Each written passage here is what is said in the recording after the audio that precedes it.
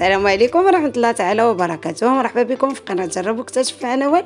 نتمنى تكونوا كلكم بخير وعلى خير وفي صحة جيدة. عواشركم بروكا، الله يدخل علينا رمضان بالصحة والسلامة وبالهنا يا رب. قبل ما نبدا الوصفة ديال اليوم بغيت نرحب بلي زابوني جداد، مرحبا بكم معنا. ما تنساوش تبارطاجيو القناة مع الاهل والاحباب، والناس اللي كيزوروا القناة اول مرة ديروا دويرة في القناة، راه كاين بزاف الوصفات السهلة والمميزة والناجحة بطبيعة الحال. الا عجبكم المحتوى ما تنساوش تضغطوا على زر ابوني باش تشجعوني اكثر، وشكرا بزاف الناس اللي كتشجعني من البدايه، شكرا لكم بزاف على الدعم والتشجيع.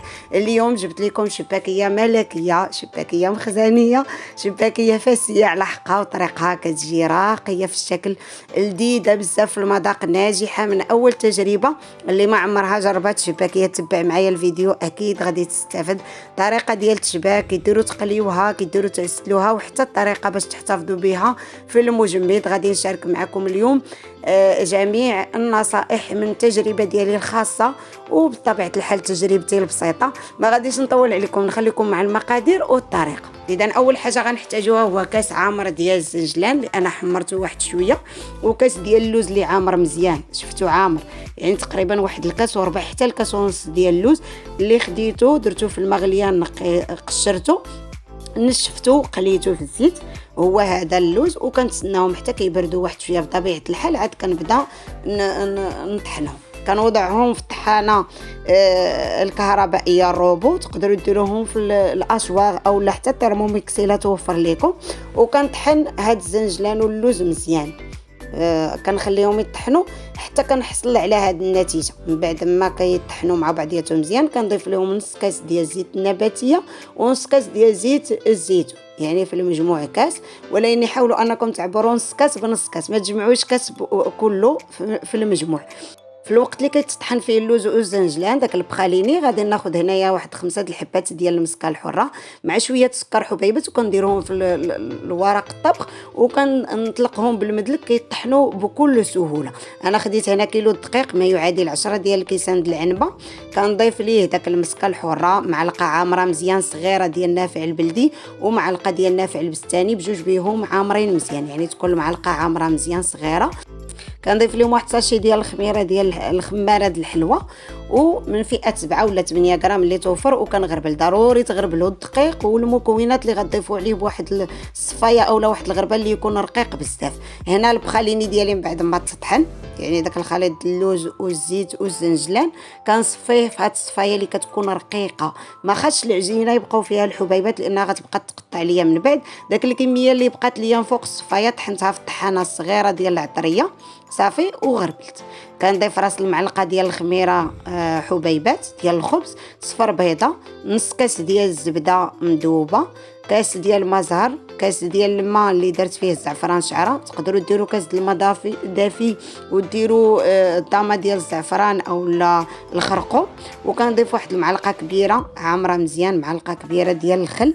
صافي كنخلط هاد المكونات مع بعضياتهم، يعني كنخلط السوائل مع بعض، وكيكونوا كنضيف ليهم داك الخليط ديال النواشف اللي فيه الدقيق والنافع والمسكه الحره والخماره. صافي كنخلط هاد المكونات مع بعضياتهم. خصني نجمع السوائل مع داك الدقيق، بطبيعه الحال راه كلشي مغربل بهذيك الصفايه الرقيقه. الا ما كانتش غتستعملوا الصفايه ديال الحليب راه هي اللي كتنفع باش ما كيبقاو لكمش الحبيبات في العجينه. من بعد ما تجمعات لي العجينه كما شفتوا ما بغاتش تجمع ليا حتى كتجمعوها، عاد كتضيفوا الماء اللي كيكون دافي. انا هنايا استعملت تقريبا 4 كاس، يعني خديت في الاول نص كاس ديال الماء. غادي تشوفوا معايا الكميه اللي بقات لي في الاخر. كندلك هاد العجينه تقريبا واحد 3 حتى ل 4 ديال الدقائق، غير كندلكها باش يتخلطوا لي داك المكونات مع بعضياتهم. شوفوا العجينه ديالنا كتكون قاصحه ولكن راها ما ناشفاش بزاف.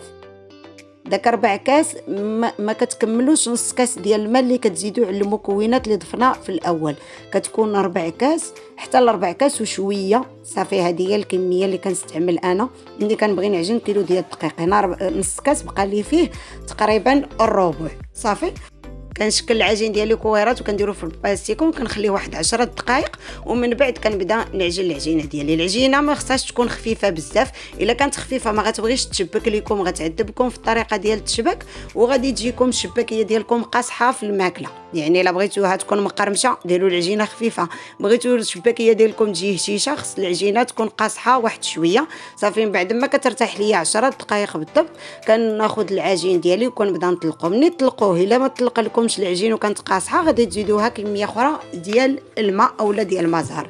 هنايا كنطلق العجينه ديالي وداك الكرات كناخذ الكره ديالي كنطلقها بطبيعه الحال بالمدلك، ما كاين لا دقيق لا والو، راه ما كتلتصقش نهائيا، وكنلفها على بعضياتها. راه في الفيديو الطريقه موضحه اكثر من الشرح. صافي وكنطويها بحال شكل العجين المورق، كنديرها في البلاستيكه ونخليها تقريبا نص ساعه. انا خليتها 3 ساعات. من بعد كنشد داك المربع وكنبدا نطلقو، كنقطعو بالجراره، كنشكلهم على شكل شرائط كما كتشوفوا في الفيديو، وكنبقى نطلقهم بالمدلك. كنحاول انني نرقق العجين. الا كانت عندكم الوراقه غدوزوا العجينه ديالكم في الوراقه هكا كتجيكم قياس واحد، ما كانتش غتكملوا غير بالمدلك. بالنسبه للوراقه السمك ديال العجين كيكون في الوسط ديال النمره اللي في الوسط. يعني انا عندي النمره الرقيقه هي 9، خدمت انا ب6 النمره 6. صافي كناخذ هاد الجراره ديال الشباكيه راه كتنفع غير شريوها، وكنضغط بيديا يعني ماشي غير كندوزها، كنقطع وانا كنبرك بيديا، يد شاده الجراره واليد الثانيه بالكف كنحاول انني نضغط عليها. كنحيد هاد الزوائد هادو اللي كيكونوا مع الجنيبات وكنديرهم في بلاستيكه حتى كنعاود عاوتاني نورقهم. كنعاود نورقهم، نجمع واحد الكميه ندير كره ونورقها ونحتفظ بها حتى كترتاح، عاد كنكمل الخدمه. وبالنسبه للشباك انا خليت لكم العرض البطيء، ما جربتش الفيديو. كنهز وحده ونحط وحده كنشكلها، كنظن ان الفيديو راه واضح. صافي حتى كتشكل لي على هذا الشكل، وكناخذ الجوانب وكنسدهم هكا مع الجنيبات، كنسد داك القنيتات باش ما تحليش الشباكيه في القلي. كنقلب عليها الشريط الثالث، والشرائط بجوج، جهه كيجيوني فيها 3 وجهه كيجيوني فيها غير 2. كنوضعهم على واحد المنديل وكنخلي الشباكيه ديالي تنشف مزيان. يعني اللي شبكتها كنحطها في المنديل. من بعد ما كنتهي من الشباك، هذه هي الشباكيه ديالي فساليتها بالشباك كامله، دايرها انا بطبيعه الحال في المنديل.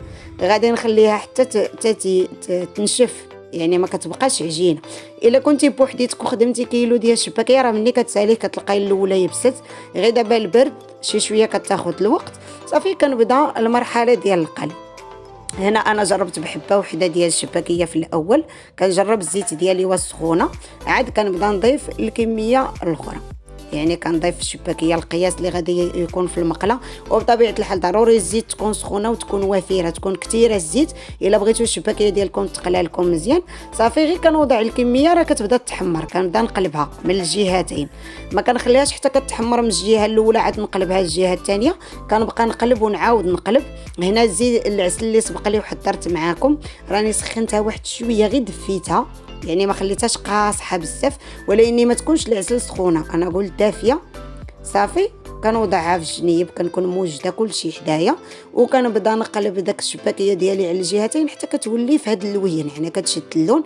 الا بغيتو داك اللون الذهبي غديروا الملون الغذائي الزعفران، غديروه في العجينه دغيا كتحمر وكتشد اللون اللي كتشوفوه بالنسبه للشباكيه الجاهزه. صافي هنا كنعسل داك الشباكيه وهي سخونه، كنقطرها مزيان من الزيت وكنديرها في العسل وكنعسلها، عاد كنرجع نوضع الكميه الاخرى ديال الشباكيه في المقله. يعني ضروري تعسلوا الشباكيه وهي سخونه، ما تخليوهاش تبرد. وكنوضع الكميه الثانيه وكنبقى غاديه هكا نقلب ونعاود نقلب ونعاود نقلب.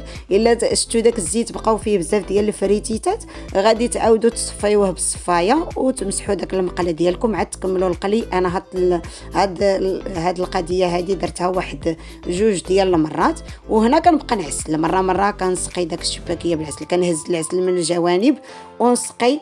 من بعد ما كتقرب الشباكيه طيب ليا القليه الثانيه، عاوتاني كنحيد هذيك الشباكيه اللي كانت في الاول في العسل نديرها في واحد الكسكاس ونوضع الكميه الثانيه ونعسلها، وانا كنوضع في الزيت. الا لقيتو اللي يعاونكم غيكون افضل، وحده كتقلي وحده كتعسل، غادي تكون العمليه سهله. هذه اخر قليه كما شفتوا راه طلقات الرغوه، ولكن شوفوا كي مجعبه شوفوا كي مبوقه وجايه زوينه. واخا هذه هي العجينه اللي عاودنا الحمد لله كتكون ناجحه ما شاء الله، كتجي اكثر من رائعه. صافي وهنا كنستمر في التعسال حتى كنتهي من الكميه اللي عندي ديال الشباكيه كامله.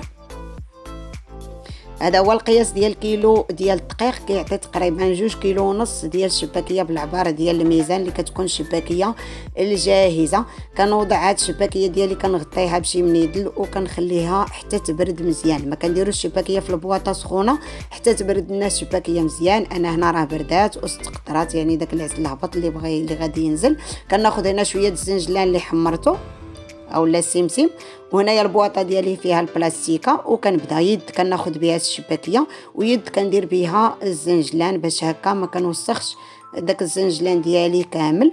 صافي من بعد ما كنعمر الطبقه الاولى ضروري كندير بلاستيكه باش كنفرق بين الطبقات، يعني سطر كندير بلاستيكه، نعاود عاوتاني نستف الشباكيه ديالي ندير بلاستيكه حتى نعمر البواطه، وكنوضعها في المجمد. راه كتبقى حتى لمده ديال سنه ما كيوقع ليها والو، بالخصوص الا كانت في الاسفل ديال المجمد، يعني ما كنديروش عليها الحوايج سخونين، كتبقى بنينه معسله. هذه الطريقه باش كنحتفظ بها انا باش كتبقى لي شاربه العسل. هذا هو الشكل النهائي ديال الشباكيه ديالي.